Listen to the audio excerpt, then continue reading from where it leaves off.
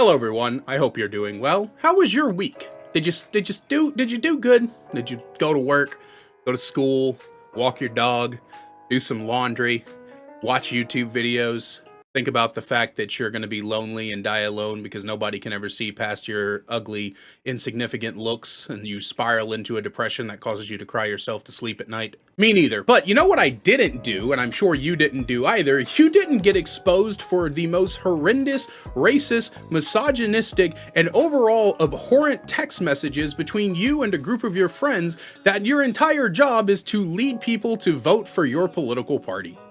So if you didn't see, I'm going to link the entire article down below. Politico recently got their hands on a group chat between a bunch of people who were part of the Youth Republicans of America.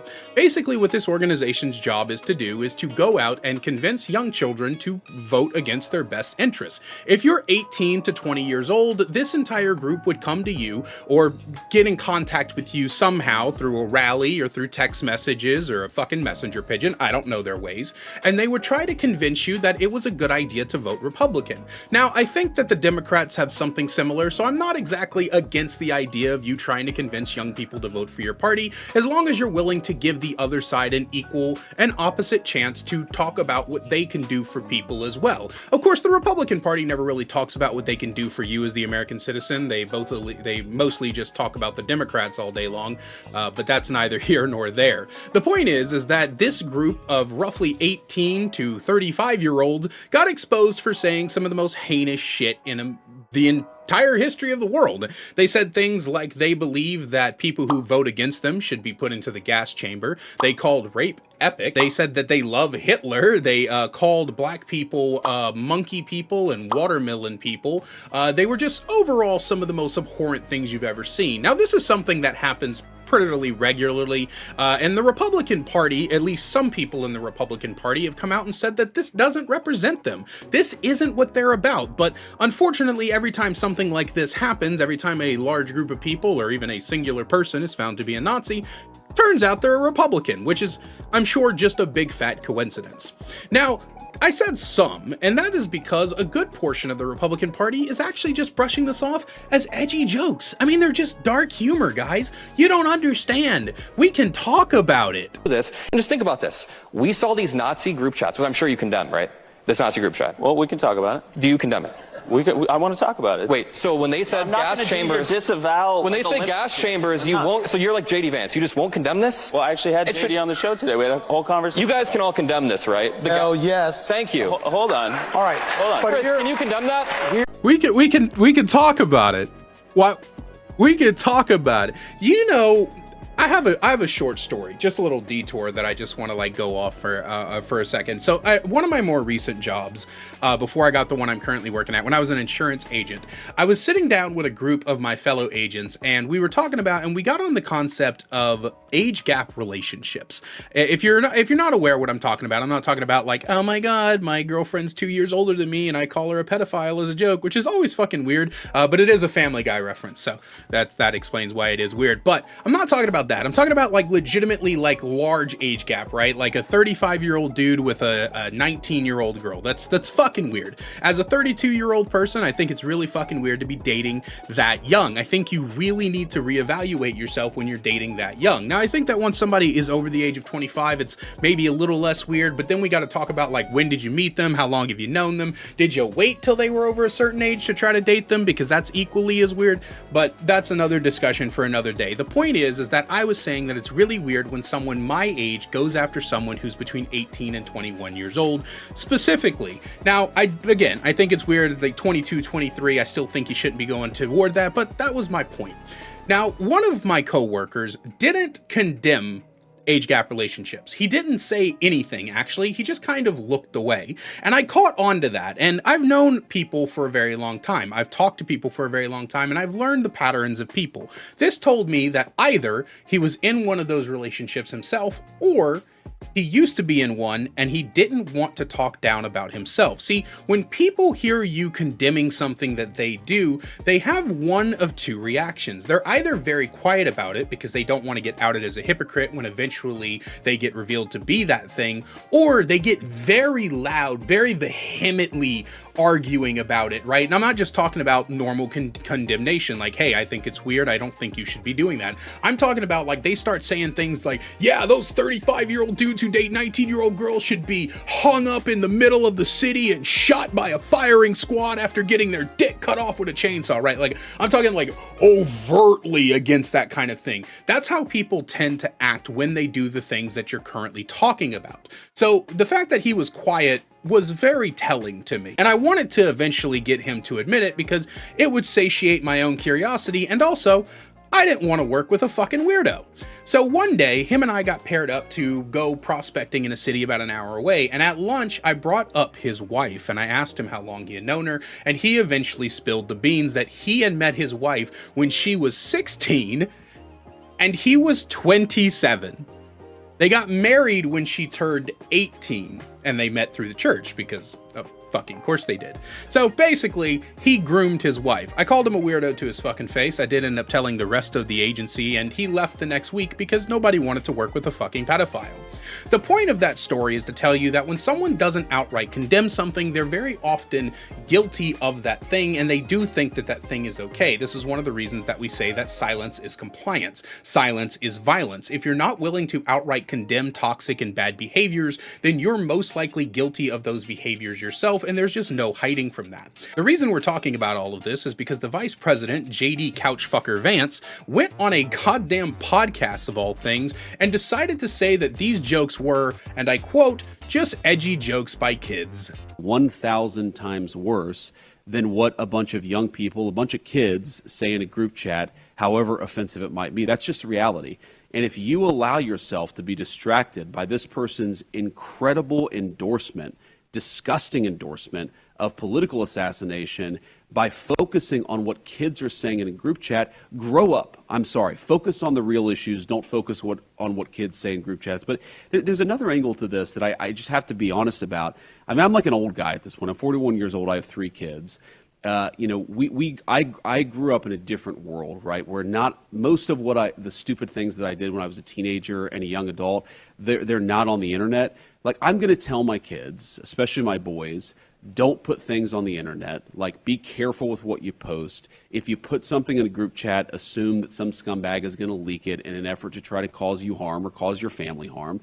But the reality is that kids do stupid things, especially young boys. They tell edgy, offensive jokes. Like, that's what kids do. And I really don't want us to grow up in a country where a kid telling a stupid joke, telling a very offensive stupid joke, is cause to ruin their lives. And at some point, we're all going to have to say, enough of this BS. We're not going to allow the worst moment in a 21-year-old's group chat to ruin a kid's life for the rest of time. Now, it should be absolutely pointed out that JD Vance did say that he thought that what these text messages contained was not nearly as bad as what I guess the guy's a Democrat. I haven't really looked into him. Basically, JD Vance's response was to post a text message from some dude named Jay Johnson. I'd have to go back and look at it again. Where the guy was like, I think my political opponent should be shot. And you know what? If that's what this guy did, yeah, that's super bad. And Politico did report on that as well. But I think what's really fucking interesting about this entire thing is the deflection that JD Vance is trying to do. He's trying to pretend like this call for political violence is not the exact same thing as the Youth Republicans group saying that people who voted against them should be put in the fucking gas chambers. JD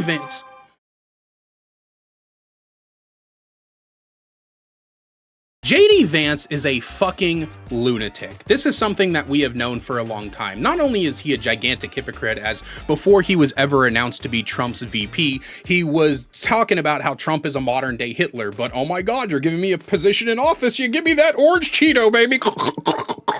Weirdest fucking party ever, by the way. I just want to point out, like, just for a slight moment, I just want to take a quick detour and point out the fact that Donald Trump becoming president at all, whether he's a Republican or a Democrat at all, is one of the weirdest fucking things to ever happen in this country's history. This should have never happened. There's no reality in which a failed reality star, which people used to regularly dog on in the 90s and early 2000s, by the way.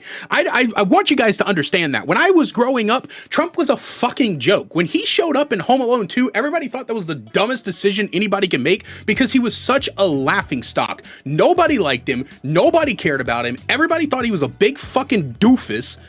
So the fact that he's managed to create a cult is insane to me. But anyway, the point is that JD Vance consistently and utterly sucks off Trump. And whenever people come out that are bad people that happen to be Republicans, JD Vance tends to deflect. Now, the ironic thing about JD Vance calling these a bunch of stupid kids who he doesn't want their lives to be ruined is really weird, because I think he saw the youth Republicans of America and thought that they were all like 16 to 18 years old. So first off, that shows that JD Vance has not looked into this at all, which is not surprising to me in the least. I mean, I've never known Republicans to work around facts, so that's the first thing. All of these guys were like 18 to 35-year-olds. Now, JD Vance does mention that he's in his 40s, and when he looks at people who are younger than him, he does see a bunch of stupid kids, which I can kind of relate to in a sense. Remember the age gap relationship discussion. I personally think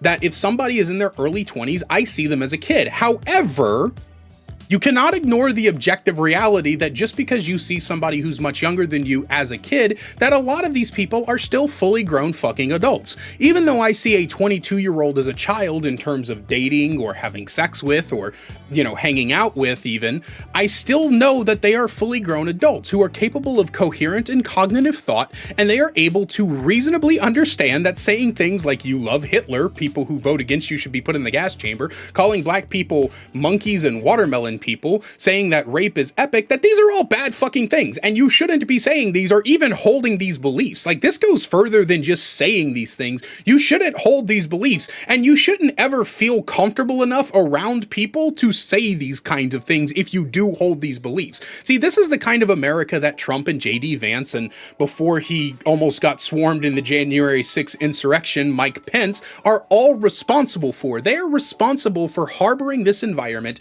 in which this kind of stuff is now acceptable by enough people that all of the people who believe these things have now come out of the woodwork. You see, when I was growing up, if you were a neo-Nazi prick, we punched you in the fucking face. If you said this kind of shit, if you thought you were in a safe place, you got punched in the fucking face. And it didn't matter who you were around. You didn't say this crap. You kept it to yourself if you believed it because you were scared. And that's exactly the kind of country we should be. Nazis should be scared of being Nazis. But the reason that a lot of these people kept this into these group chats isn't because they thought that it would be bad if the people around them heard them. They kept it in these group chats because they knew it would be bad if it got out.